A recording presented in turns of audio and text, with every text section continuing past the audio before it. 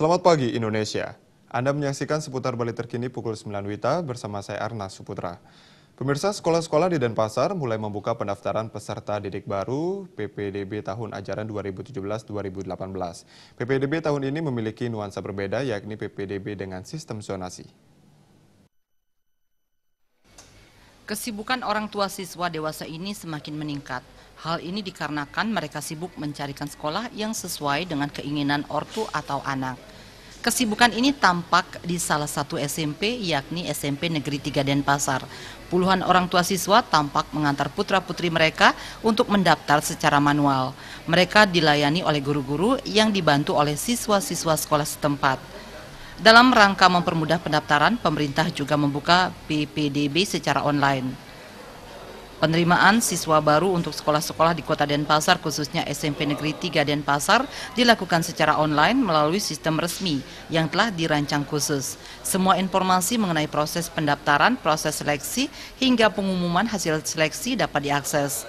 Wakasek Bidang Kesiswaan SMP Negeri 3 Denpasar, Made Yudi Artana mengatakan, sesuai dengan keputusan Kepala Dinas Pendidikan Pemuda dan Olahraga Kota Denpasar, penerimaan pendaftaran siswa baru melalui jalur prestasi baik prestasi akademis maupun non-akademis, serta prestasi di bidang seni dimulai 20 Juni. Pada 22 Juni nanti, penerimaan siswa baru melalui jalur reguler akan digelar. Saya rasa mengenai pendaftaran pertama, pendaftaran kelihatannya agak kita lihat di sana agak ribet kan, mungkin yang bersangkutan orang tua tersebut mungkin belum mendaftarkan secara online sesuai dengan yang sudah ditetapkan di mana dia harus mendapatkan pendaftaran tersebut. Kalau dia di sini kan akan menunggu cukup lama kan.